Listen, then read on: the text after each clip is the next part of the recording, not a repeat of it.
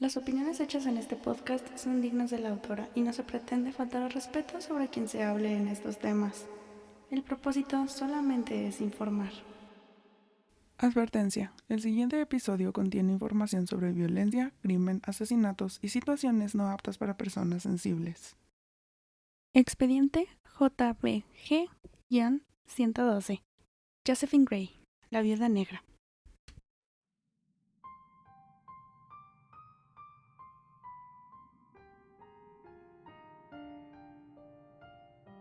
Durante muchos años, la brujería fue vista como una actividad mala, como una razón de tomar el poder sobre las personas y de cómo esto podía atormentar a muchos miembros de la sociedad.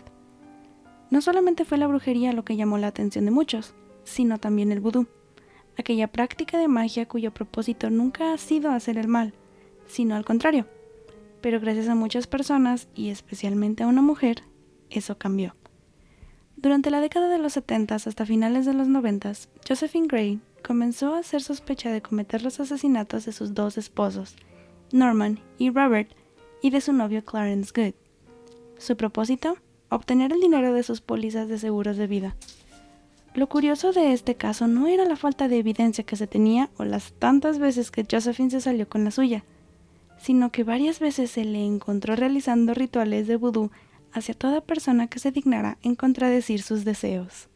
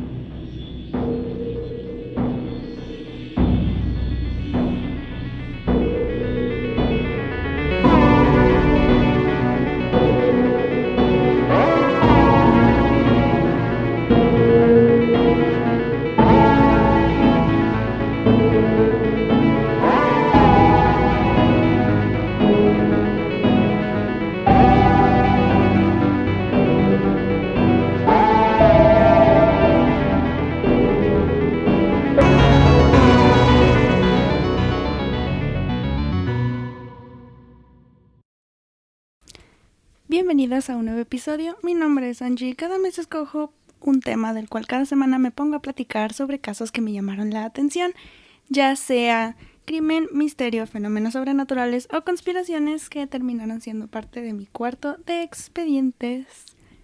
Otro martes más, estamos de regreso, pero estoy triste porque es el último de brujas. O sea, me pone muy triste por el hecho de que me gustó demasiado el que me hayan pedido este tema y además porque estuvo muy padre investigar todo. Pero también me pone feliz porque junio se viene con todo, porque uno, se acaba mi semestre en la escuela, lo cual me agrada, que ya no hay escuela y puedo hacer más cosas del podcast. Y dos, porque por lo mismo elegí un súper tema que ha sido muy también pedido por muchos de ustedes. Entonces, esténse listos para todo lo que se viene. Pero, aunque, debido a...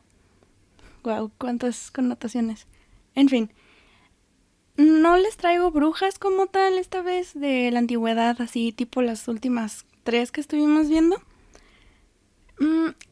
Les traigo algo que creo que les va a gustar un poquito más, porque incluye todo lo que me gusta y todo lo que al parecer les gusta a ustedes también. Crimen y cosas paranormales o sobrenaturales. Entonces, pónganse cómodos, prepárense y disfruten este bello caso lleno de altibajos, dinero, mucho crimen y sobre todo lo que nos importa esta semana, vudú. Así que espero lo disfruten. Y ahora sí, antes de que se me olvide, antes de empezar, de nuevo quiero comentarles que, como lo hemos visto, o lo vimos más que nada en el episodio pasado, hay que hacerles el breve recordatorio de que si es la primera vez que escuchan el podcast y les gustó, no olviden suscribirse en cualquier aplicación desde donde me escuchan: Spotify, Google Podcasts, Apple Podcasts, YouTube. Y si es YouTube, recuerden darle a la campanita para que ustedes se den cuenta de cada vez que subo los audios. Sí, porque todavía no subo los videos, pronto se acaba el semestre y ya trabajo en eso.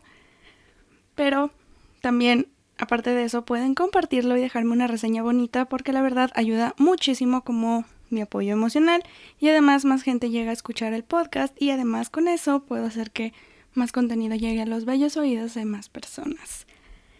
Y bueno, además aparte de eso, llego a hacer lo que es lo que me encanta. Entonces es algo que se ha convertido en una pasión para mí y espero que les agrade y les guste como a mí me gusta hacerlo.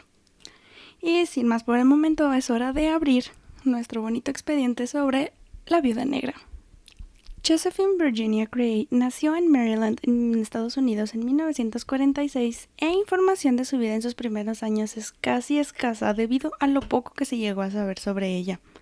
Aún con este pequeño tropiezo, lo que sí se sabe es que Josephine desde muy niña fue considerada una mujer preciosa y además con un carisma que cautivaba a los hombres.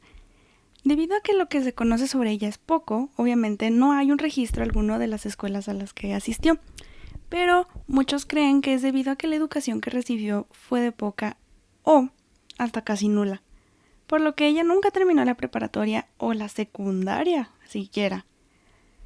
De la vida de Josephine se sabe hasta que comenzó a trabajar como guardia en una escuela.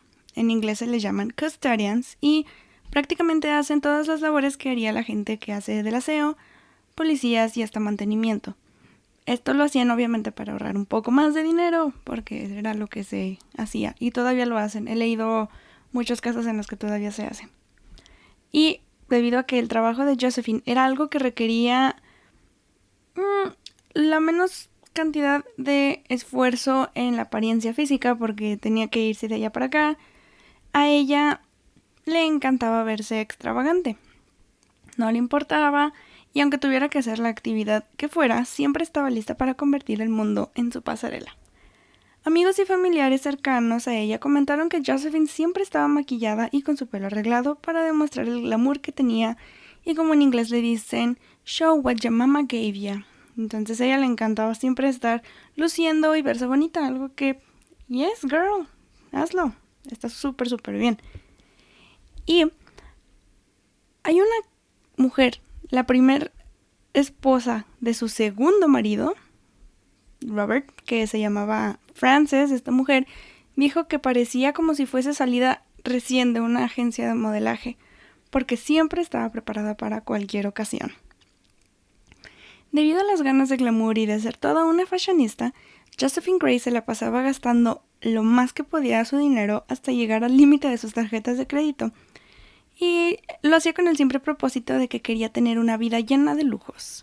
Hay reportes que mencionan que hasta tuvo un automóvil Cadillac El Dorado y un Chrysler New Yorker, que a lo que estuve revisando eran autos muy caros. Pero no era su afición por la vida llena de glamour o el hecho de que le gustaban los hombres que le obedecieran lo que separaba un poco de tener una amistad o de siquiera platicar con sus vecinos, sino el hecho de que ella se autoproclamaba practicante de magia negra. Así es, amigos, Josephine Gray decía que ella misma era la encargada de practicar vudú, pero no de la manera en la que muchos sabemos. Y espero que no estén pensando en la manera mala, porque entonces habría generalizado de una manera muy incorrecta.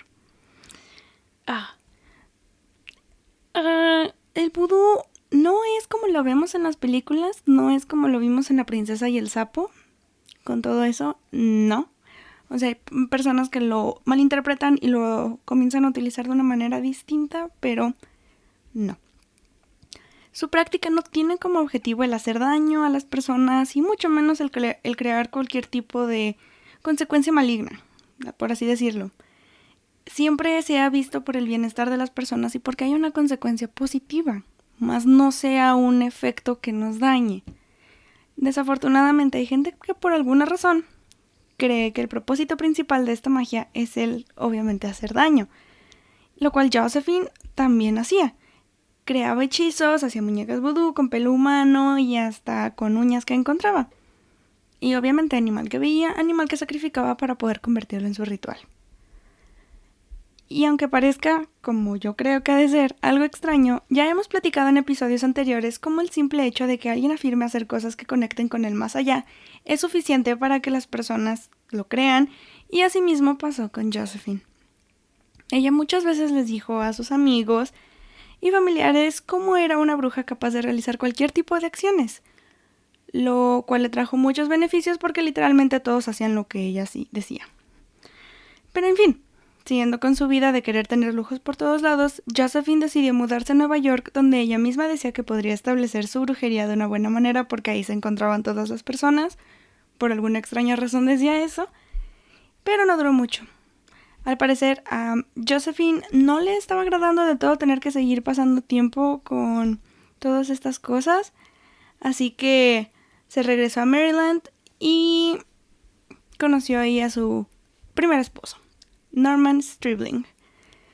La pareja contrajo matrimonio en 1967 y tuvieron 5 niños, lo cual mantuvo relativamente ocupada en ciertas actividades a Josephine, pero esto no duró mucho. Al parecer a Josephine no le estaban agradando del todo tener que seguir pasando mucho tiempo con Norman, por lo que a partir del comienzo de la década de los 70s, inició también un amorío con un hombre que conoció en uno de sus empleos de medio tiempo, William Gray, pero era mejor conocido por su segundo nombre, Robert, y así es como nos vamos a estar refiriendo a él durante todo el episodio.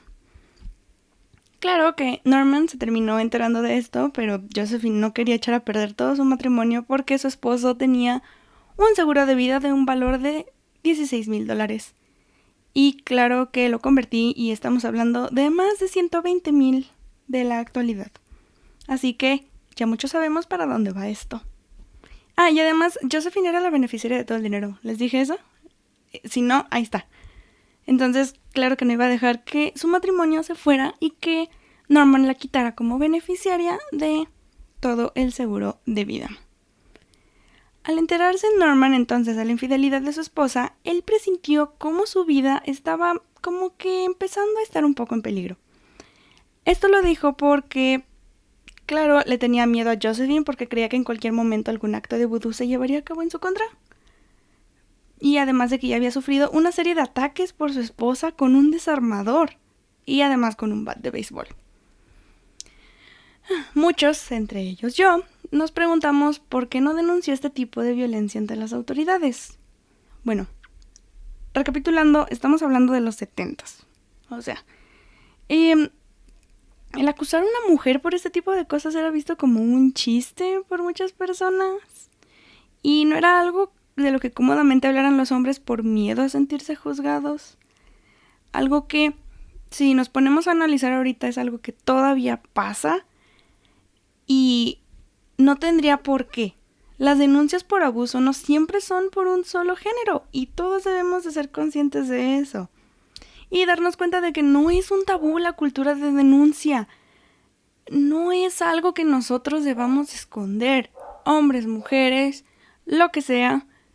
Todos tenemos que denunciar cualquier tipo de abuso, cualquier tipo de violencia, porque no es normal vivir este tipo de cosas con alguien que tú creíste que iba a ser el amor de tu vida. Y la perrita de mi vecino está ladrando. Ok, ya se cayó.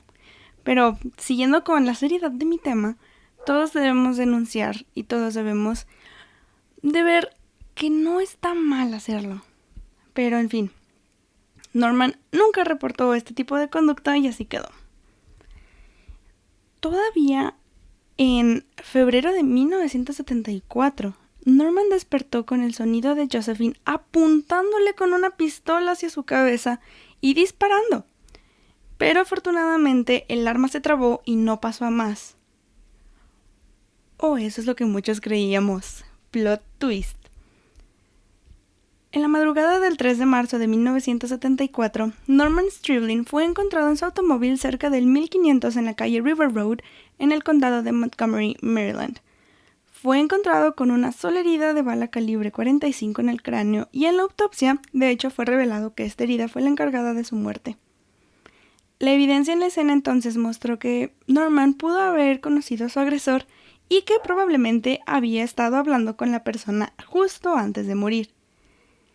Y aunque tenemos este tipo de cuestiones y este perfilamiento, existe la evidencia circunstancial, que da muchas señales de que Josephine pudo haber estado involucrada, pero no por los actos de vudú o por los 1000 animales que quería matar, sino fue por el amorío que tenía con Robert y pues también por los 9 testigos que sí quisieron hablar en ese entonces para declarar en contra de ella. 2 semanas después de la muerte de Norman, Josephine y Robert fueron acusados y arrestados bajo los cargos de conspiración por cometer asesinato. Pero nunca se llevó a cabo esto en la corte. El hecho de que no se llegara a un juicio, pues era porque el detective encargado de este caso, Joseph Medrano, estaba casi seguro de que los dos eran los responsables. La evidencia que tenía era simplemente circunstancial, debido a que ninguno de los familiares o amigos de Josephine quisieron testificar en su contra, y ahí les va por qué. Por el miedo que les causaba el pensar que sufrirían consecuencias por parte de una mujer que se dedicaba a la magia negra. Y sí, ella los amenazaba con este tipo de circunstancias, diciendo de que si decían algo en su contra o si hablaban en contra de ella solamente se iba a encargar de hacer bye bye bye con el vudú. Las autoridades entonces, sin algún tipo de vínculo físico con el asesinato, retiraron todos los cargos y liberaron a los sospechosos. No pasó mucho después del acontecimiento cuando Josephine, siendo la única beneficiaria del seguro de vida de Norman, hizo un reclamo por muerte accidental contra John Hancock Life Insurance Company y recibió el pago de los $16,000. En noviembre de 1975, un poco más de un año después de la muerte de Norman, Josephine se casó con Robert Gray, dejando él a su esposa Frances y juntos compraron una nueva casa en Gaithersburg, Maryland, utilizando solamente $14,500 del seguro como anticipo de la casa. Aquí es en donde muchos decimos, wow, encontró otra pareja. ¿Por qué habrá sido? De seguro no fue porque Robert de alguna manera tenía ya un seguro de vida igual que Norman, ¿verdad? Por supuesto que no. O sea, ¿quién los pone a pensar eso? Porque siempre somos los que nos ponemos a pensar mal sobre la gente. El primer instinto del ser humano. No lo sé, pero obviamente no se casó por eso. ¿O ustedes creyeron? Sí se casó, obviamente, porque ya había un seguro de vida. ¿Qué más les puedo decir? Pero, o sea, lo hizo porque sería la nueva beneficiaria del dinero de su esposo. Aunque no se sabe con certeza si ya lo tenía o si fue Josephine la que le dijo que lo hiciera. Pero de todas formas, Robert terminó con varias pólizas a lo largo de su matrimonio y claro que quien se quedaría con el dinero sería su bella y hermosa esposa. Entre las pólizas que Robert tenía, obviamente había una que condonaba el pago de la hipoteca de la casa. Esto lo hacía por si en algún momento llegaba a morir. Que, life hack, háganlo. Si tengan un seguro de vida en el que se condone la deuda que tengan de su casa, funciona mucho. No lo digo por experiencia, pero háganlo. Entonces, les va a servir mucho. Y bueno, además tenía otra póliza de seguro que estaba bajo la escritura de muerte accidental. Algo que me parece muy sospechoso, ¿no lo creen? Porque solamente si se detectaba, o bueno, ahí les va. Cuando alguien hace el reclamo de una póliza de seguro de vida, obviamente se tiene que decir la razón o la causa o el motivo por el que falleció la persona de quien se está haciendo el reclamo. Pero, solamente, de acuerdo a lo que yo leí, Robert puso que solamente si él moría de manera accidental podía reclamarse este dinero. Entonces, eso me pone a pensar y me deja en mucha duda. Y creo que ustedes también, pero hagan sus propias conclusiones. El matrimonio entre Josephine y Robert no fue de hecho de lo más placentero que digamos, y esto fue porque la madre de Robert afirmaba que su hijo vivió una vida demasiado miserable con Josephine, ya que antes de casarse él era una persona muy cariñosa, un esposo responsable con Frances y además un padre amoroso para todos sus hijos.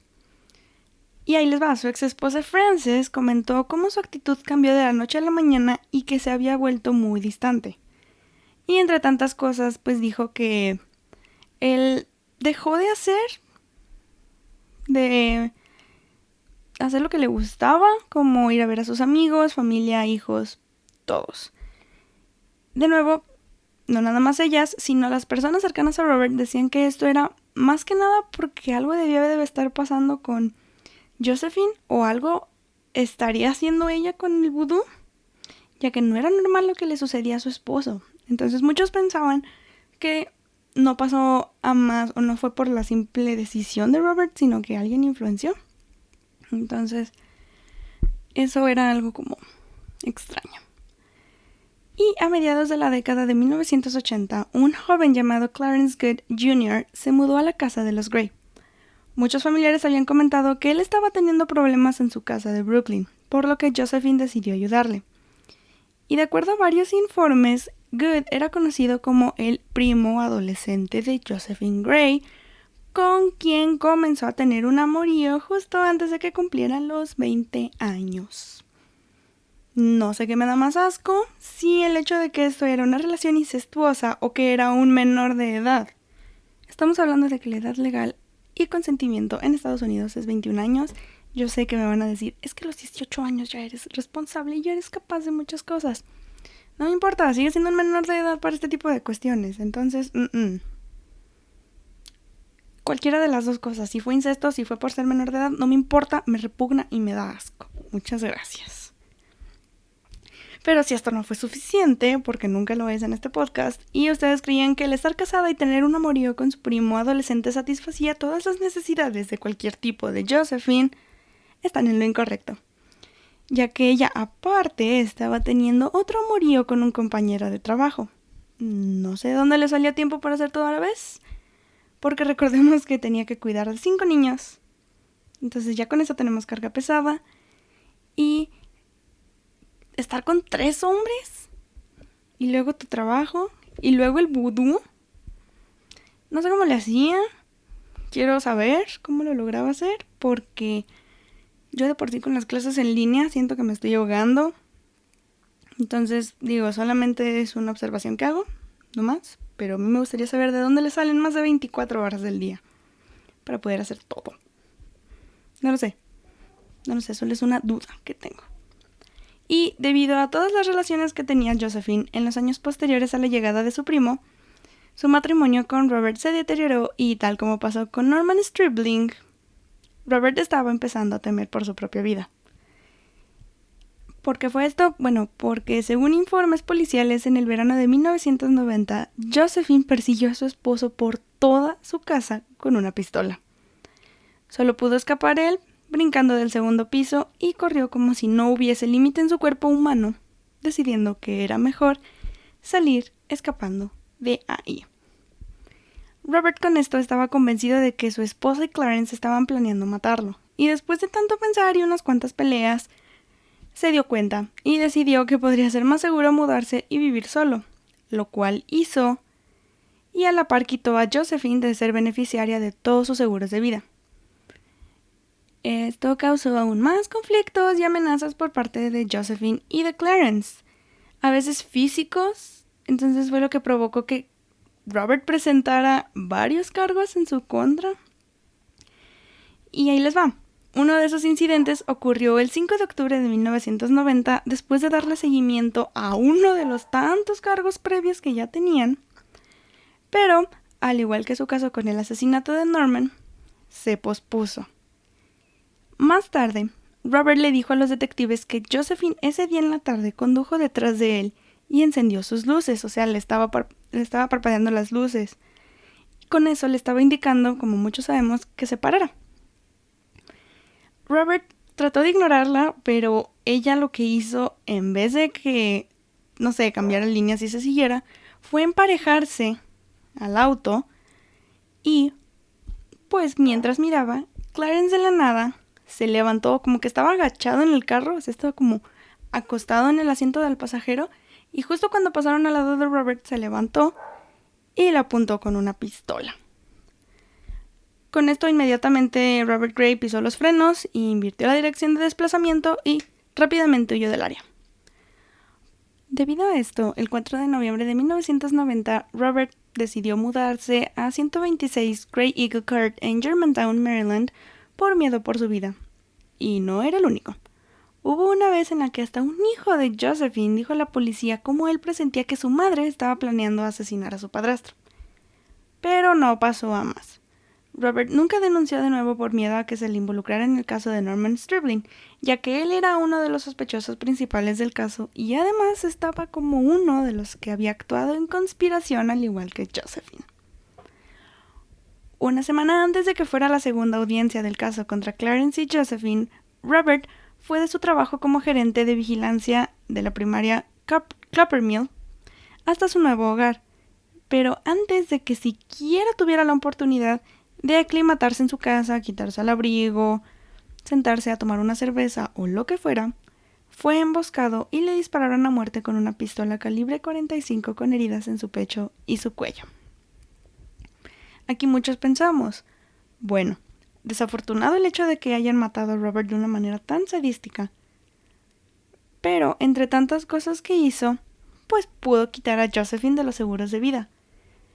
Pero ¿qué creen? No fue así.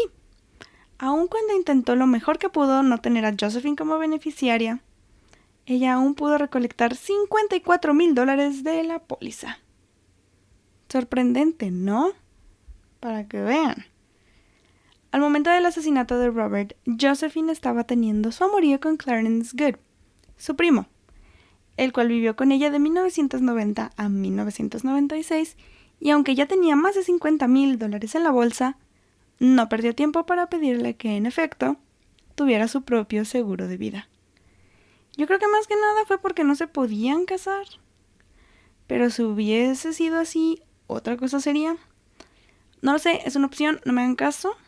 Pero no estaban en Alabama como para casarse entre primos. Y por eso no quitaba el hecho de que Clarence se convirtiera como a Josephine en la beneficiaria. Digo, hay muchas excepciones de casarse entre primos. Existen las dispensas, pero en Estados Unidos no sé cómo sea. Entonces, no se pueden casar, pero eso no quitaba el hecho de que él tuviera un seguro de vida propio y que la beneficiaria fuera quien más que su prima, novia, amante, lo que sea. Debido a que se había enfriado el caso de Norman Stribling, pues ya no tenía nada más que hacer, y que uno de los sospechosos había muerto, prácticamente de la misma manera, el fiscal encargado del caso, o bueno, el ayudante del fiscal, Thomas Stamm, decidió que era momento de corroborar que en efecto Josephine Gray era culpable tanto del caso de 1974 como el de 1990, y todo esto para evitar que ella asesinara de nuevo. Las investigaciones habían comenzado y querían saber quién había sido encargado, tanto de la muerte de Norman Stribling como la muerte de Robert Gray. Durante la investigación, Josephine fue entrevistada por los detectives de la policía del condado de Montgomery, después de que testigos se presentaron y le preguntaron sobre su paradero durante el momento del asesinato. Cuando lo hicieron, ella negó tener una pistola calibre 45 y cualquier tipo de participación en la muerte de su esposo. El 28 de noviembre, la policía obtuvo una orden de allanamiento para su casa en 177 Stonebridge Drive en Gaithersburg, Maryland. Durante la búsqueda, los detectives encontraron una sola ronda de municiones calibre 45 en uno de los bolsos, pero también encontraron muñecos vudú perforados con agujas que parecían ser sus amigos y sus familiares. En abril de 1991, sin más sospechosos en la mira y porque se encontraban los elementos de forma y motivo, Josephine Gray y Clarence Good fueron arrestados bajo los cargos de asesinato por la muerte de Robert. Pero Josephine dijo, tratando de defenderse, citando: "Yo no practico ningún tipo de vudú, ni brujería. Solamente porque compro amuletos de la suerte para ganar la lotería, o me compro hierbas y tomo té herbal, o compro aceite de oliva y lo unto, significa que lo haga. Esto viene en la Biblia". Ok. El fiscal Thomas Stamm después comentó que el caso se desmoronó por completo y ambos fueron liberados bajo fianza porque pues no había más que evidencia circunstancial. Esto pasó porque de nuevo Josephine había intimidado a sus familiares diciendo que les haría algún tipo de ritual o cualquier tipo de magia negra que los afectaría si en algún momento llegaban a testificar en su contra. En la investigación que se hizo se determinó que en efecto Josephine no tenía una coartada que demostrara dónde estaba ella en realidad el día de la muerte de Robert. Y había veces en las que decía que estaba en el trabajo cuando su esposo se murió. Y había otras veces en las que decía que ella estaba con él. Lo cual la hija mayor de Robert confirmó. O sea, como que era la testigo que podría ayudar a Josephine. Pero al momento en el que tuvo que decirlo ante el juez, ella mencionó no recordar nada de lo que le habían preguntado. Ups. Pero no nada más era esto lo extraño del caso, sino que diferentes testigos habían, de cierto modo, también olvidado por completo todo lo que pasó. Pero muchos creen que era porque ya se sospechaba de que la mujer había cometido asesinatos con anterioridad, por lo que pensaban que de nuevo se saldría con la suya.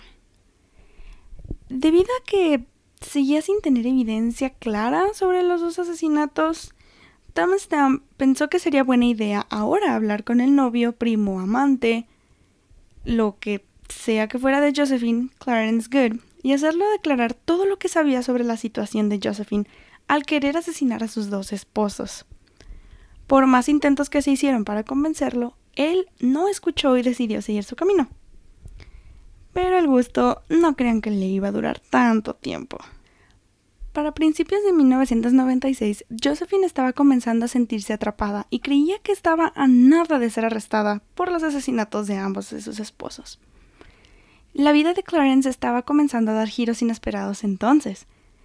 Encierros, aislamiento, sin automóvil, sin dinero y, claro, sin teléfono, porque se le había sido escondido. Debido a esto, Clarence, como los dos hombres anteriores, comenzó a sentir que su vida estaba empezando a estar en riesgo, tal como había estado sucediendo con anterioridad, y por esto mismo decidió que era mejor si se quedaba con familiares a dormir en lugar de regresar a casa con Josephine. Sus hermanos aseguraban que él sabía que estaba en peligro, ya que no podía ni siquiera trabajar cuando vivía con su prima, pero que en cuanto consiguió uno, tampoco llegó a sentirse mucho mejor. Finalmente, en 1996 dijo suficiente es suficiente y fue a las autoridades para comentarles que temía por su vida a dispensa de Josephine y que ella ya lo había amenazado varias veces, tal como había sucedido con sus otros dos esposos. Una vez llegó a tanto una discusión, que con un cuchillo de cocina lo amenazó de muerte. Y él no lo reportó hasta después. Neta, esta mujer encontraba maneras muy peculiares de atacar a la gente. Sobre todo con cuchillos, pistolas, bats de béisbol, desarmadores, todo. Esto está muy feo. Está desagradable. Y debido a los incidentes sucedidos, por obvias razones, Clarence decidió cerrar la cuenta de banco en la que había tenido su seguro de vida y de la que la beneficiaria era Josephine. Claro que este hombre no tenía como que una idea muy clara de qué pasa cuando algo se cancela, porque el mismo banco se encargó de enviarle una carta en la cual le decía que tenía 60 días después de la cancelación para reclamar el seguro por si de alguna manera llegaba a necesitarlo. Y aunque él estaba viviendo con su hermana, se le olvidó cambiar su dirección, ya que toda la correspondencia seguía llegando a casa de Josephine. Entonces ella se enteró de que solamente contaba con 2 meses para poder hacer algo respecto al dinero. Y ahí les va. El 21 de junio de 1996, casi 2 meses después de la carta, la policía de Baltimore encontró el cuerpo de Clarence en la cajuela de su automóvil. Su asesinato se llevó a cabo con una pistola de 9 milímetros y tenía un disparo en la espalda. Antes de desaparecer, Clarence ya le había dicho a su hermana que iba a visitar a Josephine. Y entonces, pues lo misterioso no se fue. Y a partir de ahí, una orden de cateo fue expedida para investigar la casa de Josephine y esta reveló balas de 9 milímetros y una gran mancha en el piso de la cochera, a lo que las autoridades pensaron que era sangre. Josephine no perdió tiempo alguno, obviamente, en reclamar el dinero del seguro de vida de Clarence y lo hizo en septiembre de 1996. Pero por primera vez no le salió como quiso porque la compañía de seguros se negó a pagarle por la sospecha de que ella algo tenía que ver con la muerte de su primo. Pero aún teniendo evidencia circunstancial y sin poder de alguna manera comprobar su culpabilidad, las autoridades no podían actuar contra Josephine por ningún asesinato, incluido el de Clarence, Y fue así como le pagaron $100,000. ¿Demasiado dinero? Demasiado dinero. Pero pues, ¿qué puedes hacer cuando la evidencia que tienes solamente es circunstancial?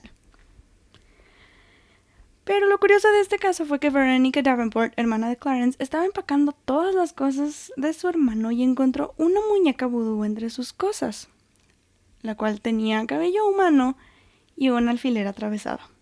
Las cosas pintaban con que Josephine saldría libre de cargo por un tercer asesinato debido a la muñeca vudú que había hecho. Aún con esto, no se supo más de Clarence Good después de su asesinato, ya que el dinero no era suficiente para Josephine y ya había el siguiente en la línea para poder tener una póliza de seguro asegurada. Rimas. Un hombre llamado Andrei Savoy. Josephine había comenzado a seducir a este hombre comentándole que tendría todos los lujos del mundo, incluido un automóvil nuevo, si se quedaba con ella. Pero no se le compró porque, pues, obvias razones. Y aún así comenzó a buscar obtenerle un seguro de vida. ¿Cómo no? No perdió tiempo alguno en hacerlo. Con 3 asesinatos y más por venir, las autoridades hicieron todo lo posible por encontrar evidencia en contra de Josephine para poder incriminarla. Pero por más que buscaban algo más que la culpara, nada se encontraba. Exhumaron el cuerpo de Norman para ver si de alguna forma se les había pasado algún detalle y nada. Entraron a su casa para ver si ahí había algo, pero solamente le encontraron haciendo un ritual en contra del fiscal investigador Tam. Pero pues nada más. Y también grabaron una llamada entre ella y un doctor vudú. Pero de nuevo, no había evidencia como tal que pudiera otorgarle los cargos por homicidio.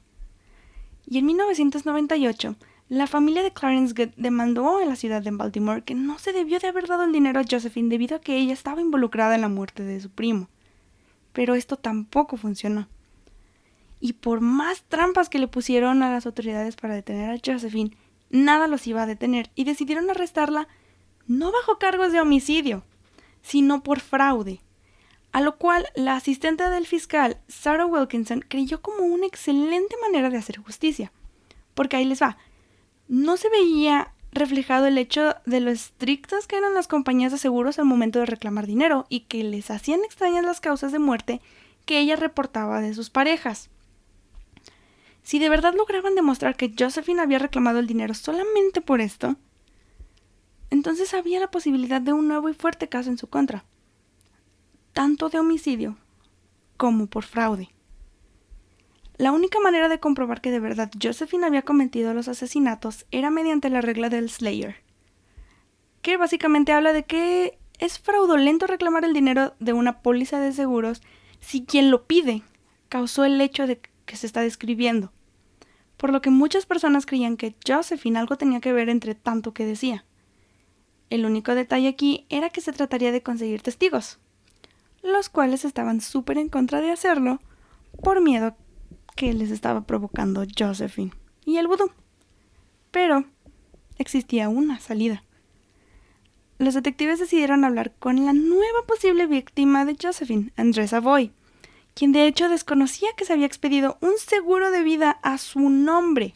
O sea, ni siquiera pidió autorización Josephine de hacerlo, ni siquiera le dijo, oye, ¿por qué no lo haces? Simplemente ella lo hizo. Lo cual probablemente había hecho algo mal. Y Andrés Savoy era el más perspicaz de todos, más inteligente, y supo que algo andaba mal y temía de que se llegara a convertir en la siguiente persona en línea que se moriría. Por lo cual decidió mejor cooperar con la policía para que se armara un caso en contra de Josephine Gray. André comentó a las autoridades que Josephine de hecho le había comentado sobre haber estado involucrada en la muerte de sus esposos y de su primo, pareja, novio, amante, lo que sea. Pero además la había visto con la pistola de calibre 45 que se había utilizado en los 3 asesinatos. Sé que en una dije 9 milímetros, pero pues sigue siendo... Muchos dicen que es calibre 45, entonces no sé de pistolas, por favor díganme qué onda. En noviembre de 1998, un jurado federal acusó a Josephine Gray de 55 años por fraude con un total de $165,000, lo cual era la suma total de los 3 seguros de vida. Lo único que el jurado tenía que hacer era encontrar la más mínima relación de Josephine con los homicidios para demostrar que en efecto había recolectado el dinero al haber estado involucrada. Aunque ella intentó manipular al jurado y a Andre para que dejara de cooperar con las autoridades, no le fue posible, y por más que trató de comportarse diferente, los testigos y las evidencias que poco a poco iban saliendo a la luz decían algo que no le beneficiaba.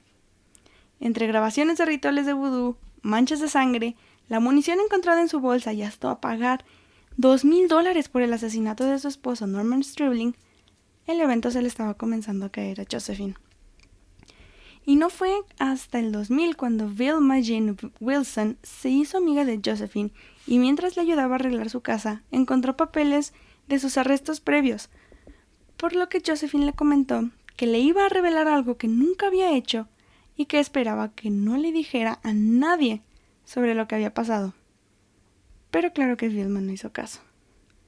Ella testificó que Josephine le había dicho que ella había cometido los asesinatos de sus 2 esposos y a un caballero más. El primero, Norman Stribling, fue asesinado porque ella ya no soportaba más los abusos de ese hombre, por lo que Josephine decidió salir con él para que cuando le disparara, pareciera que fue un robo. Ay, miren, tenemos a Pam aquí el día de hoy.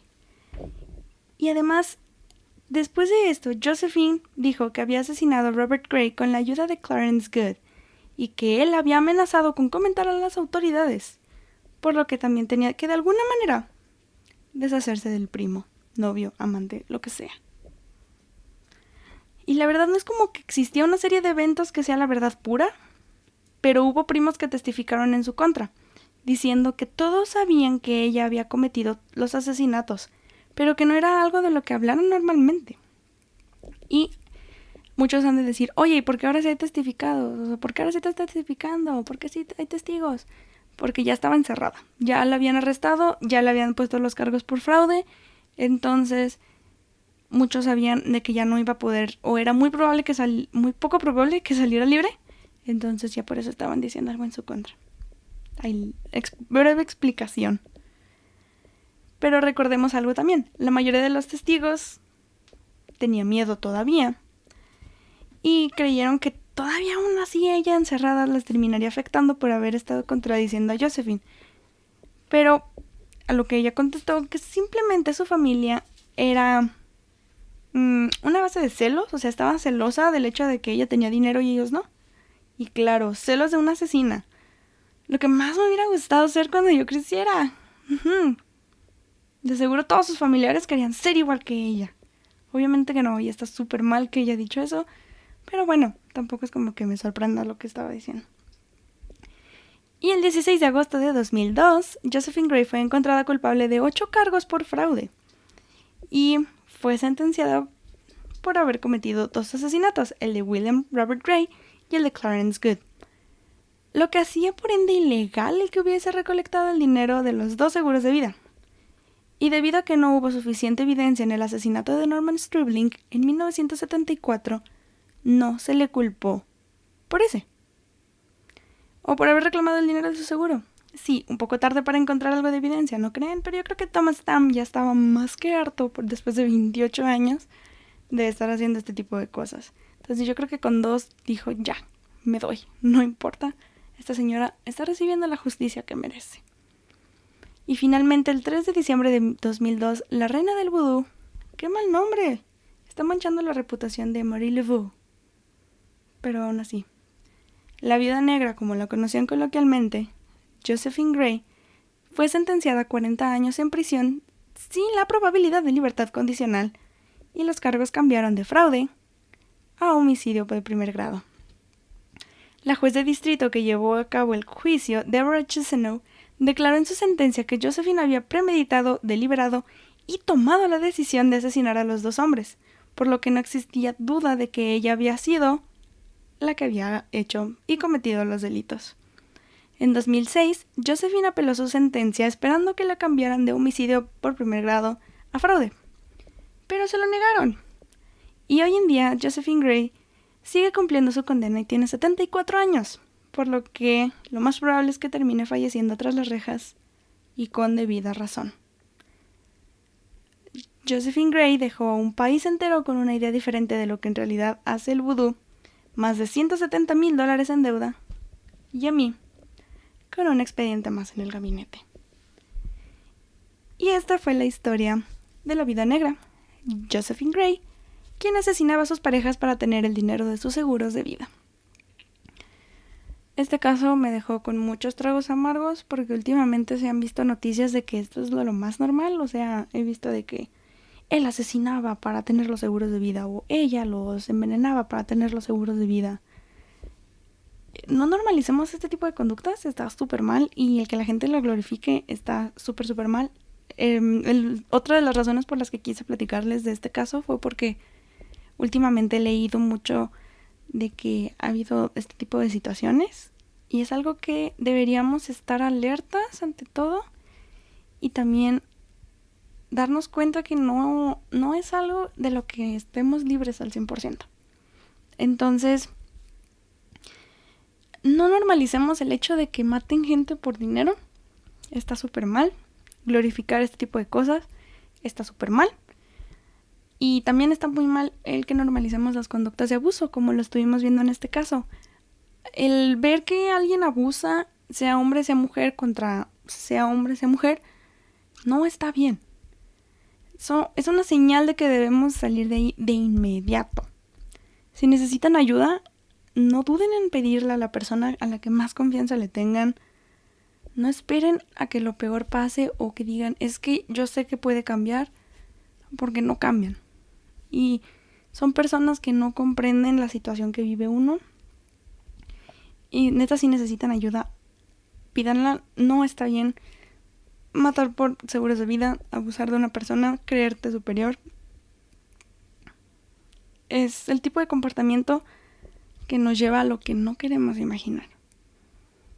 Y sin más que decir, espero que les haya gustado, que hayan reflexionado por lo menos un poquito con este tipo de casos, porque sí estuvo un poquito fuerte. Y sobre todo espero que les haya gustado el mes de brujas, ya dejando de lado tanta seriedad. Espero neta que les haya gustado el mes de brujas, sobre todo porque dio un giro total. Desde de lo que estábamos hablando, o sea, las últimas 3 semanas de lo que platiqué a lo que les platiqué ahora. Ha sido un mes que me ha encantado. Muchísimas gracias a mi amiga que me pidió que hablara de brujas. Y también sé que me pediste del ocultismo y del tercer ojo. Y también lo pienso hacer. Está en los planes. Y la verdad, muchísimas gracias por pedir casos, por mandarme mensajes, por decirme, hey, oye, Angie, habla de esto. Créanme que lo hago con todo el cariño del mundo. Ha sido como lo que más me ha gustado hacer. El podcast se ha convertido en una pasión para mí. Y gracias por apoyarme. Sobre todo gracias por apoyar y escuchar el podcast. Y sobre todo por compartirlo. Y háganme saber todas sus opiniones en cualquiera de las redes sociales. Puede ser de este caso, puede ser de cualquier otro. Pueden mandarme datos curiosos o lo que quieran. Está súper genial. Lo amo, lo adoro y me encanta que lo hagan. Entonces, en Twitter estamos como @expedpodcast. Ya pienso cambiar a que sea solamente un usuario o un handle por todo. Porque cada que pongo algo, todo está mal. Entonces, ya lo voy a cambiar. La próxima semana les aviso. En Twitter de nuevo estamos como expedpodcast, en Instagram como @expedientes_podcast y en Facebook y YouTube como El Cuarto de Expedientes. No olviden suscribirse, darle like a la página y mandarme mensajes. Mándenme mensajes, está súper genial, lo amo y lo adoro. Está súper bien. Y a mí me encuentran como @Angie_Van con _N en Instagram y en Twitter. Me da mucha tristeza decir adiós a un mes lleno de casos cada vez mejores, dieron giros. Estuvieron espectaculares, pero les aseguro que junio se nos viene con todo. Nos escuchamos la próxima semana. Hasta entonces. Bye.